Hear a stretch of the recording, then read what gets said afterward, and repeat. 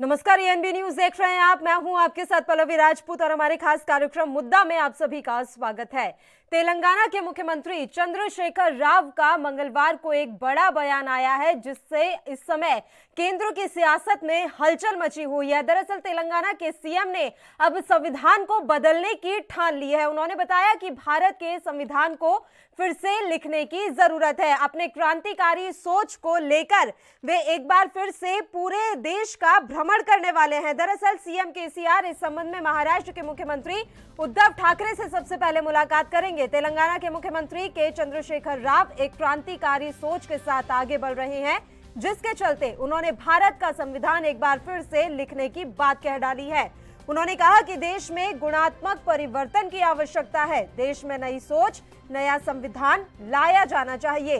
देश में बदलाव की पहल सीएम केसीआर पहले ही कई नेताओं से बातचीत करके शुरू कर चुके हैं और अब वह मुंबई का दौरा करने जा रहे हैं, जहां पर सीएम केसीआर महाराष्ट्र के मुख्यमंत्री उद्धव ठाकरे से इसी मसले को लेकर मुलाकात करेंगे और आगे की बातचीत करेंगे।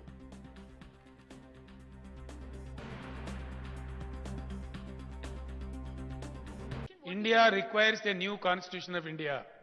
You meeting Uddhav? I believe India requires to rewrite its constitution of India. I am proposing this before the nation. Do you see anything wrong in that? But what is the purpose? Let it be debated. Let it be discussed. Because 75 valuable years have gone by. People's expectations are not being met. Why? So we need to make some new provisions to the Constitution of India. We need to strengthen a new constitution. We need to rewrite. There is nothing wrong. What is wrong? And when We see, sister, we have amended our constitution by 80 times. Why did we amend? And it's a fashion across the world. Whichever country felt there is a need for a new constitution, they have rewritten. What is there? I am proposing for a new constitution for this country. What is wrong in that? Let the country debate. sir, I have another question. When you are saying that, new constitution అంటేనే బాగుంటుంది, సమగ్రంగా తెచ్చుకోవచ్చు. sir, for this purpose of new constitution, are you also going to involve BJP chief ministers? Because you just answered a See, question we will discuss with everybody. by everybody. See, I am proposing it to the whole nation. Let the whole nation debate it. You please telecast. I think you are from India National Channel. CNN News. Please put it. KCR proposes a new constitution to the nation. Please put it.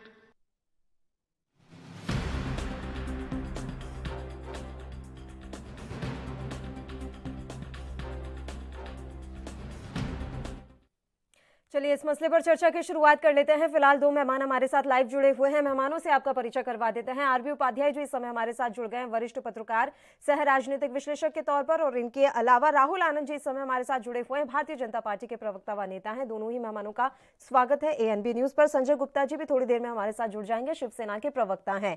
RB Upadhyay ji, शुरुआत आप ही के साथ कर लेते हैं चर्चा की। देखिए, संविधान को लेकर अक्सर इस तरह की बातें सामने आती रही है कि कुछ ना कुछ बदलाव की जरूरत है, लेकिन अब जो तेलंगाना के मुख्यमंत्री चाह रहे हैं कि संविधान को फिर से रीराइट किया जाना चाहिए, फिर से लिखना चाहिए, इसके लिए अब वो एक क्रांति जो है लाने वाले हैं, इसे आप किस तरीके से देख रहे हैं? ये सिर्फ राजनीतिक लिहाज से उठाया गया कदम है या फिर वाकई में वर्तमान समय में संविधान को संशोधित करने की आवश्यकता आन पड़ी है? देखिए, बहुत सारी विसंगतियां हैं पल्लवी जी। एक तरफ आप पेंशन बंद कर रहे हैं, दूसरी तरफ नेताओं तीन पेंशन लेंगे, तो विसंगतियां हैं। उन विसंगतियों को दूर करने की जरूरत है। और जैसा उन्होंने कहा, रीराइट कॉन्स्टिट्यूशन, समय के हिसाब से बदलाव होते रहते हैं। संसद होती इसलिए है, वहां संविधान में संशोधन होते रहते हैं, तो ये कोई नई बात नहीं है। देखिए, संविधान में अधिकार है, कर्तव्य है, दोनों चीजें हैं, लेकिन आप पालन कितना करते हैं? मैं चुनाव आयोग की बात करता हूं, तो चुनाव आयुक्त में टीएन सेशन थे। टीएन सेशन के लिए कोई संविधान नहीं लिखा गया था, कोई संविधान नहीं बदला गया था। वो उसी संविधान के तहत उन्होंने कार्य किया और बदलाव देखने को मिले, उसे नकारा नहीं जा सकता। तो ये कहना कि भी संविधान दोबारा लिखा जाएगा, संविधान है और संविधान के तहत अगर आप काम करें, अगर वो कमिटमेंट ये करते कि मैं संविधान के तहत काम करूंगा, तो मेरे ख्याल से अच्छा लगता। रिजर्वेशन के लिए संविधान में था कि एक सर्टेन पीरियड के लिए था, फिर वो इतना लंबा चलता चला जा रहा है, तो आप संविधान की, इस संविधान को तो आप सम्मान नहीं कर रहे हैं, अनुपालन नहीं कर रहे। एक नया संविधान रख के आप कितना उसे बदलेंगे समाज को और अपने आप को, एक प्रश्न चिन्ह खड़ा करता है। पहले अपने आप को बदलिए। देखिए, अपराधियों के एंट्री में रोक पर सबने चिंता जाहिर की, कोर्ट भी चिंता जाहिर करता है, आम आदमी चिंता जाहिर करता है, लेकिन राजनीति का अपराधीकरण रुक नहीं रहा है। बिल्कुल। क्या संविधान से रुक जाएगा? क्या इस संविधान में लिखा हुआ है कि अपराधी किस्म के लोग राजनीति में आने चाहिए? लेकिन उसके बावजूद भी आ रहे। हर पार्टी अपने आप में शुचिता की बात करती है, लेकिन जब टिकट देने का नंबर आता है तो वही दागी वागी अपराधी, और फिर एक जस्टिफिकेशन आता है कि अभी वो मामला कोर्ट में चल रहा है, कोर्ट जब दोषी सिद्ध कर देगा तब सोचा जाएगा। बिल्कुल। यानी समाज में छवि उसकी क्या है, इससे कोई लेना देना नहीं। पॉलिटिकल पार्टियां जिस तरीके से नैरेटिव सेट कर रही हैं, वो चिंता का विषय है। सब कुछ राजनीतिज्ञों के लिए नहीं है, वो जनता के लिए, ये जनता के भले के लिए सोचिए। अरे अपनी पेंशन बंद करिए, अपने भत्ते बंद करिए। अरे जहां आम आदमी रोजगार के लिए परेशान है, महंगाई से परेशान है, राजा भी जो होता था पहले, जो राजा की जो प्रथा थी, वो भी जनता के बीच में जाता था और पता करता था कि जनता के क्या दुख दर्द हैं, और उन दुख दर्दों को दूर करने की कोशिश करता था। आज के राजनीतिक क्या ईमानदारी से वो कोशिश करते हैं? नहीं करते हैं। जब उम्मीद ये थी कि जनप्रतिनिधि है, जनता का चुना हुआ प्रतिनिधि है, वो जनता के प्रति जवाबदेह होगा और जनता के दर्द से सारोकार रखेगा और उसको दूर करने के लिए काम करेगा, जले पर नमक छिड़का जाता है। विडंबना देखिए पल्लवी, 2022 तक किसान की आमदनी दोगुनी हो जाएगी। कैसा होगी? कोई रोड मैप नहीं। कल के बजट में बता दिया सर कि अब क्या, किस रोड गरीबी दूर हो जाएगी, आय बढ़ाने के गरीबी दूर हो जाएगी। सत्ता में आगे लोग गरीबी हटाओ का नारा लगा के, गरीब आज भी है, गरीबी आज भी है, बल्कि और गरीब होता चला गया। पूंजीपति पूंजी बढ़ती चली जा रही है। आप देखिए, कोरोना काल में पूंजीपतियों की पूंजी बढ़ी है। जहां आम आदमी अपनी मूलभूत आवश्यकताओं के लिए परेशान था, वहां पूंजीपतियों की पूंजी बढ़ी है। समाजवाद या संविधान ये कहता है कि गरीब आदमी की जेब से कुछ निकालिए, और जो खाली है, जो गरीब है, उसकी झोली में कुछ डालिए, जिससे उसका भी उत्थान हो, उसका जीवन स्तर कुछ ऊंचा हो। बिल्कुल। देखिए, अभी बदलाव की बात ठीक है, लेकिन जो लिखा है संविधान में, क्या हम उसका पालन पूरी तरीके से कर रहे हैं, ये महत्वपूर्ण है समझना। राहुल आनंद जी, अभी जो केसीआर कह रहे हैं या जो क्रांति उनके द्वारा लाई जा रही है, उसको लेकर बीजेपी का क्या पक्ष है? क्या उनकी इस क्रांति में बीजेपी उनका सहयोग करेगी? देखिए, भारतीय संविधान जब लिखा गया था तो उस समय उसमें ऐसी संरचनाएं की गई थी जिससे आने वाले भविष्य को ध्यान में रखा गया था। लेकिन समय के साथ जब परिस्थिति बदली और संविधान में कहीं ना कहीं जब संशोधन करने की बात हुई, तो सारी सरकार ने, मैं ये नहीं कहता कि भारतीय जनता पार्टी, लेकिन सारी सरकारों ने मिलकर इसका संशोधन किया और अपने हिसाब से संविधान को बढ़ाया। और नई संविधान लिखना से ज्यादा अच्छा यह है कि नई आइडिया लाना, कि अगर हम कुछ आइडियाज लाते हैं तो हम संशोधन कर उसमें प्रस्तावित कर सकते हैं। और एक देखा जाए, पूरे अगर संविधान की बात की जाए तो विश्व का सबसे बड़ा संविधान हमारा आता है, जिसमें हमें गर्व है। और थोड़ी देर पहले जो राजनीतिक विश्लेषक इस बात को कह रहे थे कि संविधान में बहुत सारी ऐसी चीजें लिखी गई है जिस पे चर्चा होनी चाहिए, तो निश्चय ही मैं इस बात को समझता हूं कि संविधान की समीक्षा भी होनी चाहिए और हर राजनीतिक पार्टियों को भी अब समय आ गया है कि आपने कितना क्या किया, इसकी समीक्षा होनी चाहिए। और तभी जाकर जो रिपोर्ट कार्ड बनता है वो रिपोर्ट कार्ड बनकर जनता के बीच में पेश होना चाहिए। अभी थोड़ी देर पहले राजनीतिक विश्लेषक ये भी बात पे चर्चा कर रहे थे, बजट को लेकर चर्चा कर रहे थे। हालांकि जो हमारा ये चर्चा का विषय नहीं है, फिर भी उन्होंने इस पे कुछ अपने मन की बातों को रखी, तो मैं बता दूं कि अभी का जो बजट आया है उसको अर्थशास्त्रियों ने भी सराहा है और हर क्षेत्र के लिए कुछ ना कुछ रखा गया है बजट में। और बजट में सबसे अहम बात यह है कि देश को मजबूती करने की बात की गई है। और एक नई बात यह है कि जो रक्षा बजट हो सकता था, तो रक्षा बजट को एज यूजुअल सैचुरेटेड ही रखा गया है। किसानों के लिए रखा गया है, मध्यवर्गीय परिवारों के लिए भी रखा गया है, स्वास्थ्य के क्षेत्र में भी रखा गया है, रोजगार कारोबार के बारे में चर्चा की गई है, सड़क निर्माण की गति की बात की गई है, रेल बजट की बातें की गई है, शिक्षा की बजट की जा रही है। अब मूलभूत जो बातें होती हैं वो सरकार की इच्छा शक्ति पर निर्भर करती है कि वो किस प्रकार से, कैसे, किन बातों को जनता के बीच में ले जाना चाहती है और कैसे उनको इंप्लीमेंट करना है। ये एक बड़ा मसला होता है किसी भी पार्टियों के लिए। तो मैं समझता हूं कि मैं अगर व्यक्तिगत राय दूं तो मुझे यह लगता है कि संविधान की समीक्षा कर अगर कुछ प्रस्तावित होता है तो उसको जोड़ना चाहिए। लेकिन जो तेलंगाना की जो मुख्यमंत्री जो इस बातों को कह रहे थे, पूर्व मुख्यमंत्री, कि मैं मिलूंगा, नए संविधान लिखा जाए, तो ये कहीं से भी अनुचित नहीं लगता है, ये माफ कीजिएगा, कहीं से उचित नहीं लगता है। तो इसमें समझना होगा, समय समय पर इस पर संशोधन किया जा सकता है। जी बिल्कुल, यानी कि संशोधन या फिर बदलाव किए जा सकते हैं, लेकिन फिर से इसे लिखिए, दोबारा से एक नया संविधान बनाइए, इस पर अभी भारतीय जनता पार्टी सहमत नहीं है। हमारे साथ संजय गुप्ता जी भी जुड़ गए हैं, शिवसेना के प्रवक्ता। संजय जी, मेरी आवाज मिल रही है सर आपको?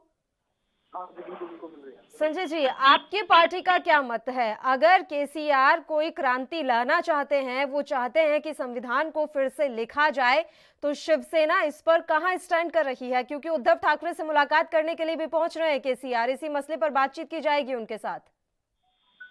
ठीक है, देखिए केसीआर जी के मन में जो बात है वो अपना हर इस देश का कोई भी चर्चा कर सकता है। अगर उनको लगता कि संविधान के किसी मामला में संशोधन होने चाहिए और वो उद्धव जी से इसलिए मिलना चाहते हैं, तो मिलने के बाद जिस भी तरह की बात होगी, जहाँ पर भी ऐसा लगेगा, अब 50 साल हो गए हैं हमारे संविधान को लिखे हुए भी, 50 से ज्यादा हो गए हैं, तो अगर कहीं पर कोई संशोधन लिखने की बात लगती है तो हर किसी की राजनीतिक मिलना चाहता है, तो उनके मिलने के बाद जिससे से भी सहमति बनेगी उस पर चर्चा की जाएगी।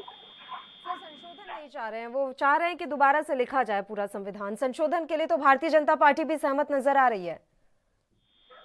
ठीक है, उसमें उनका केसीआर जी का ये विचार है। अब इन्होंने उद्धव जी से मिलना है और मिलने के बाद उद्धव जी उस पर क्या प्रतिक्रिया देते हैं, फिर उस पर जब उद्धव जी जिस तरह की प्रतिक्रिया देंगे तब इस पर हम समीक्षा करेंगे। यानी कि अभी आपका कोई स्टैंड क्लियर नहीं है कि संविधान को लेकर शिवसेना क्या चाहती है? नहीं, देखिए, जब तक हमारे पार्टी प्रमुख उद्धव ठाकरे साहब इस पर किसी भी तरह का वक्तव्य नहीं देते, जब तक कि केसीआर मीटिंग नहीं होती, जब तक कि वो अपना कोई वक्तव्य ना दे, तब हम इस विषय में कोई बात है तो अभी वो ठीक रहेगी। सर, फिर भी कुछ तो आपका व्यक्तिगत विचार होगा ना कि संविधान जो लिखा गया, अभी तक संविधान में जिस तरह के मूल्यों की बात की जा रही है, बदलते समय के साथ उनमें क्या बदलाव की आवश्यकता महसूस करते हैं आप? बिल्कुल, देखिए, मैं पर्सनल व्यक्तिगत में दे सकता हूँ कि बहुत से मामला हो सकते हैं कि जिस पर आज समय के बाद बदलाव होना चाहिए और किन किस में बदलाव होना चाहिए, ये चिंतन का विषय है। और इस पर जब में विचार किया जाएगा तभी इस बात को संशोधित किया जाएगा कि किस किस मुद्दों पर संशोधन होना चाहिए। लेकिन उसमें संशोधन तो होना चाहिए क्योंकि बहुत पहले लिखा गया था और उसमें बहुत से चेंजेस हुए भी हैं। अब केसीआर जी के मन में किस तरह की बातें हैं और इस दल से चर्चा करने के बाद किस तरह के पॉइंट निकलते हैं, ये देखने की बात है। राहुल आनंद जी, क्या इसे हम किसी तरीके से राजनीति से जोड़कर देख सकते हैं कि केसीआर एक क्रांति चलाना चाहते हैं, उनकी कुछ नेताओं से बात भी हुई है, लेकिन मुलाकात करने के लिए वो सिर्फ उद्धव ठाकरे का रुख कर रहे हैं? देखिए, ये बस अगर मेरी राय मानी जाए तो ये कहीं ना कहीं बस अपना एक देश को नया प्रोपेगेंडा देना चाहते हैं। और जहां तक दूसरों से मिलने की बात है, मैं थोड़ी देर पहले शिवसेना के सांसद की भी बातों को मैं सुन रहा था जिसमें उन्होंने चर्चा की थी कि हम बातें कर रहे हैं, हम इस पे करेंगे। तो सबसे बड़ी बात ये आती है सामने कि बाबा साहब ने जब संविधान को लिखा था तो उस समय किन किन मूलभूत बातों पे चर्चा की थी, इसको भी याद रखना चाहिए। क्योंकि जितने भी राजनीतिक पार्टियां हैं वो सारी बस उनके नाम का अनुसरण करती हैं और सिर्फ माला, जो विपक्ष में हमारे साथ बैठे हैं वो बस माला पहनाने का काम करते हैं बाबा साहब के फोटो पे। लेकिन उनके मार्ग को बताए हुए मार्ग का अनुसरण भारतीय जनता पार्टी करती है, तभी जाकर देश के अंदर या जो मैदान पे जो खड़ा व्यक्ति है उसे भी न्याय प्राप्त होता है, उसे भी विकास मिलता है। अगर बात करें हम नए तरह के संविधान लिखने की, तो ये पूर्णतः बेकार की बातें हैं। इस पे बहुत ज्यादा ध्यान देने की आवश्यकता नहीं है। बस आवश्यकता क्या है कि जो जरूरत है तो संविधान में संशोधन आप कर सकते हैं, संविधान में संशोधन कर आप नए प्रस्ताव को उसमें जोड़ सकते हैं। ये एक अच्छी बात है। देखिए ऐसा है सर, अगर हम पिछले 2-3 दिन के अगर केसीआर के बयान भी देखें तो बजट पर भी उन्होंने निशाना साधा है। उन्होंने बहुत विवादित बयान दिए हैं। ये जो पटकथा लिखी जा रही है, क्या ये लोकसभा चुनावों के लिए लिखी जा रही है कि बीजेपी और कांग्रेस के अलावा भी एक मजबूत तीसरा मोर्चा बनकर उभरना चाहिए, इसलिए इस तरह के मुद्दे उठाए जा रहे हैं, इस तरह के विवादित बयान दिए जा रहे हैं और जो मूल्यों पर सीधे चोट करे इस तरह की बातें कही जा रही हैं? अब देखिए, सबसे पहली बात तो ये है कि जो संविधान लिखने की बात करते हैं तो इसमें अगर हम एक जो ज्वलंत मुद्दा है हम उसी पे बात कर ले, आरक्षण पे, तो इनकी क्या स्थिति होगी, उस पे वो क्या बदलाव करेंगे। और जब बाबा साहब ने संविधान में इस बात को लिखा था तो उसमें उस वक्त क्या जिक्र किया था, ये जानना जरूरी है। दूसरी बात, ये एक नए तरीके से राजनीतिक रूप लेने का ये कोशिश जरूर कर रहे हैं, लेकिन इसमें ये सफलता हासिल नहीं कर पाएंगे। और जहां तक जो थर्ड मोर्चे की बात है, तो अपनी राजनीतिक बयानों की वजह से ये चर्चा का विषय बना रहना चाहते हैं, इसलिए इस प्रकार की वो बयानबाजी करते हैं। जो बजट को लेकर जो इन्होंने बयान दिया है, तो मैं बताना चाहूंगा कि कोई भी सरकार हो वो देश के हित और राष्ट्र के हित की बातें करती है।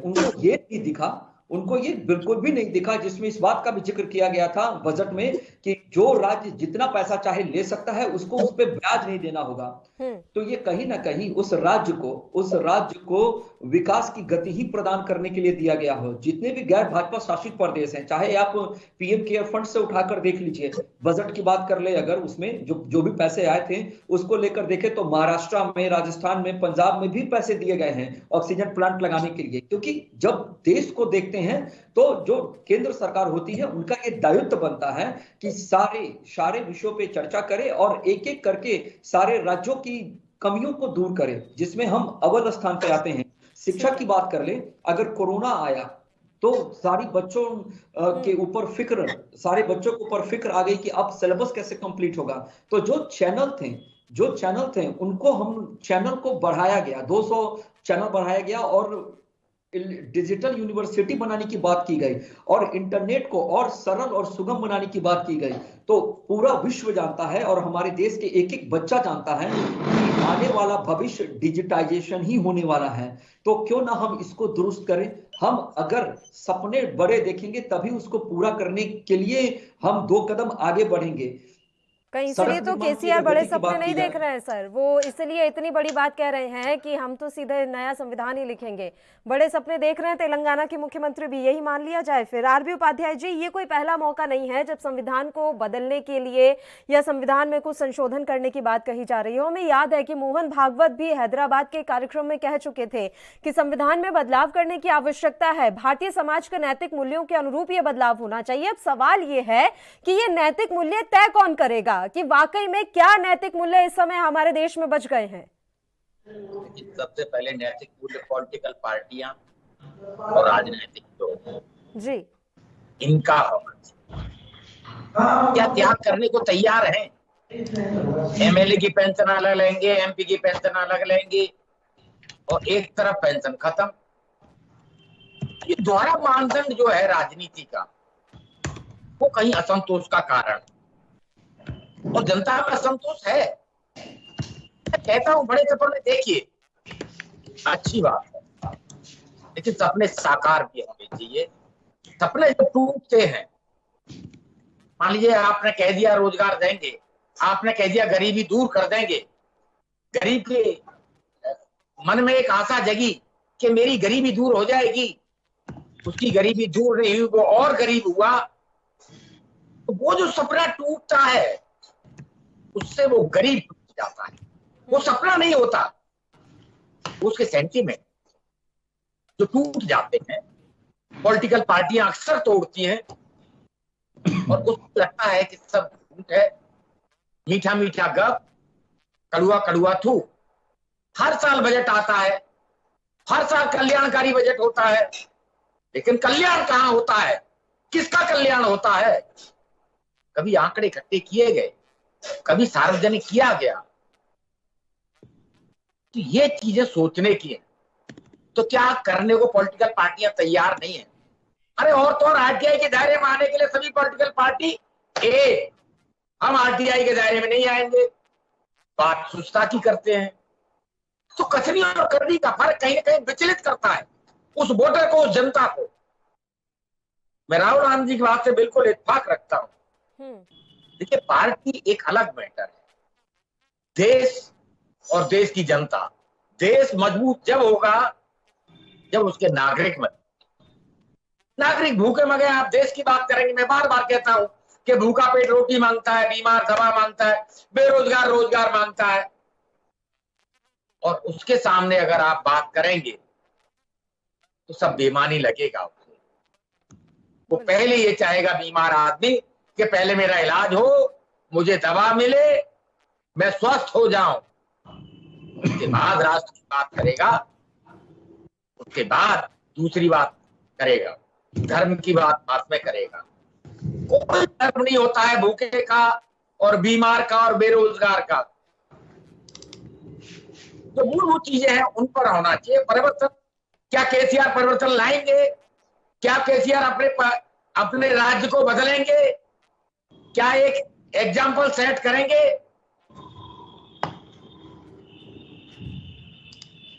बड़े सवाल हैं कि केसीआर जो करना चाह रहे हैं, जिसकी अलख वो जगाना चाह रहे हैं, क्या उसकी शुरुआत उनके राज्य से ही हो पाएगी?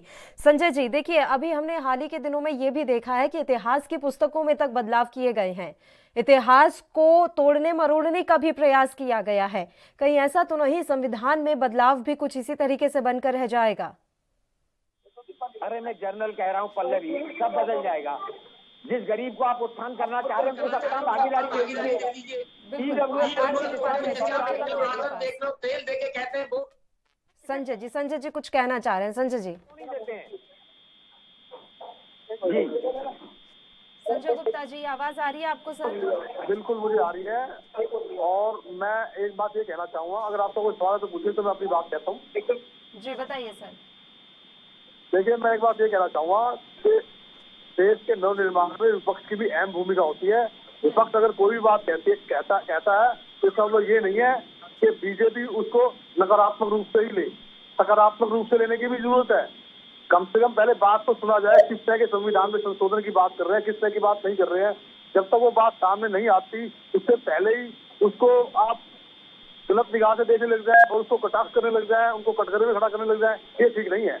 विपक्ष की भी देश निर्माण में एक अहम भूमिका और विपक्ष का भी सम्मान होना चाहिए, जो बीजेपी आज बिल्कुल नहीं करती।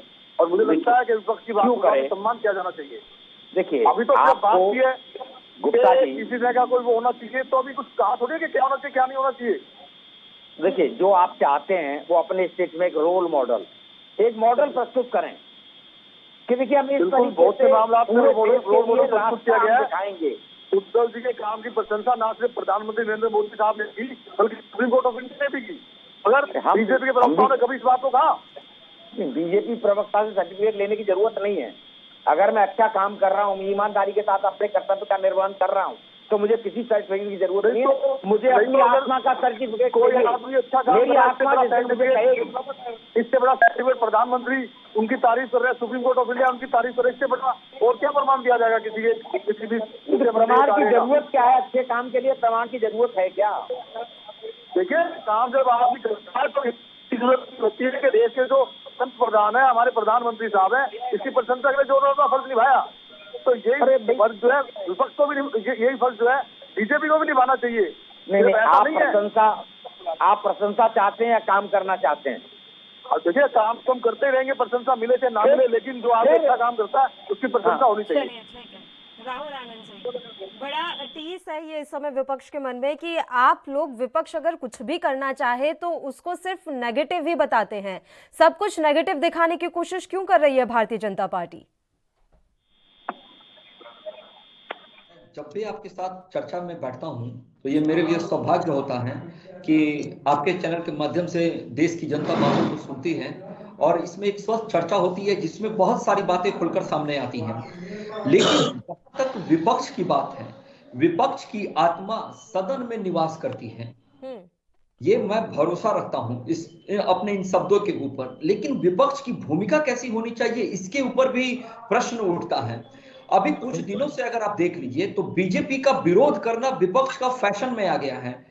क्या कांग्रेस अगर जब बीजेपी को सदन में बातें नहीं सुनती है तो क्या शिवसेना वहां ये कहती है कि नहीं, वो जो बातें कह रहे हैं वो सुनना चाहिए? बिल्कुल भी नहीं सुनते हैं। मुझे याद है वो पल जब माननीय प्रधानमंत्री जी ने इस बात को कहा था कि कोरोना में हुए नुकसान को लेकर आप तीखे सवाल कीजिए, सरकार की आलोचनाएं कीजिए, प्रश्न पूछिए, मैं उसका जवाब दूंगा। लेकिन हमारा विपक्ष कहां उलझा था? हमारे विपक्ष के कितने लोगों ने संवेदना प्रकट की इसके ऊपर? हमारे विपक्ष के कितने लोगों ने तीखे सवाल पूछे? तो आप अगर अपने आप को उस रूप में ढाल देंगे तो फिर आपका कोई वजूद नहीं रह जाएगा। हाँ, आप प्रश्न पूछिए जो माननीय प्रधानमंत्री जी ने कहा और जो देश की जनता सुनना चाहती थी। लेकिन जब भी सदन शुरू होता है तो ये दुर्भाग्य रह गया है कि किसी भी तरह से सदन को वॉकआउट करके बाहर निकल जाना है, ये हमारा विपक्ष मान लिया है। जबकि देश का पैसा लगता है उसमें, एक आम आदमी का पैसा उसमें लगता है। आप प्रश्न नहीं पूछेंगे तो आपकी जवाब को सरकार कैसे बताएगी कि मेरी क्या तैयारी है? राहुल आनंद जी, मेरी बात सुन लें, बीच में मैं सॉरी डिस्टर्ब कर रहा हूं। जी देखिए, ये संसद के सदन में बोला गया था कि कभी कभी सदन को न चलने देना, संसद को न चलने देना भी देश हित में होता है। पर ये तो कभी कभी के लिए होगा ना सर उपाध्याय जी, इन दिनों तो हर बार ही यही हो रहा है। हमने तो शीतकालीन सत्र के दौरान देखा कि क्या स्थितियां पैदा कर दी थी। ये किसने कहा था जी, ये किसने कहा था सदन के अंदर कि कभी कभी सदन को न चलने देना भी देश हित होता है? तो दोनों चीजें, पैरामीटर एक होना चाहिए। कोई सत्ता में आएगा, कोई जाएगा, जीत हार चलती रहेगी, लेकिन संसद का सम्मान है तो सम्मान है। पक्ष और विपक्ष दोनों को करना चाहिए। बीजेपी विपक्ष में थी तो ये सदन में कहा गया था, और जहां तक मुझे ध्यान है सुषमा स्वराज जी ने या जेटली जी ने कहा था ये। तो हम एक तरफ जब विपक्ष में होते हैं तो संसद में चलना देश हित, जब हम सत्ता में होते हैं तब दूसरा वही आचरण करता है तो वो देशद्रोह हो जाएगा। तो पैरामीटर एक होता है तो वो अच्छा लगता है। ये नहीं है कि मेरे लिए पैरामीटर अलग है, सामने वाले के लिए पैरामीटर अलग हो जाएगा, बदल जाएगा। जी चलिए आनंद जी, जल्दी से आप अपनी बात कंप्लीट कर लीजिए सर, समय की भी कमी है, बताइए। बस मैं ये कह रहा था कि मैं आपकी बात से सहमत हूँ, लेकिन सदन हर वक्त डिस्टर्ब रहे इस बात पे मैं सहमत नहीं हूँ, क्योंकि कहीं ना कहीं इसमें देश का नुकसान भी होता है। कभी ऐसा हो सकता है कि कुछ ऐसे स्टेप सरकार द्वारा ले लिया गया जो विपक्ष कहना चाहता हो, तो उस समय आप ना सुनने दे तो समझ में आता है। लेकिन हर वक्त अगर ये चलन आ जाए तो कहीं ना कहीं ये विपक्ष अपनी गरिमा को उस सदन के अंदर ही समाप्त करता नजर आता है। जी चलिए ठीक है, आप तीनों ही मेहमानों का शुक्रिया तमाम चर्चा करने के लिए आप हमारे साथ जुड़े। तो आपको बता दें कि तेलंगाना के मुख्यमंत्री ने अब एक नई क्रांति शुरू की है। दरअसल वे चाहते हैं कि हमारे देश का संविधान दोबारा लिखा जाए और इसके लिए वे अब महाराष्ट्र के मुख्यमंत्री उद्धव ठाकरे से मुलाकात करेंगे। अब ये तो आने वाला वक्त बताएगा कि अपनी इस क्रांति में वे कितने सफल हो पाते हैं। इसी के साथ मुद्दा में फिलहाल के लिए इतना ही। मुझे दीजिए इजाजत। देश और प्रदेश की तमाम ताज़ा खबरों के लिए आप बने रहिए हमारे साथ। नमस्कार।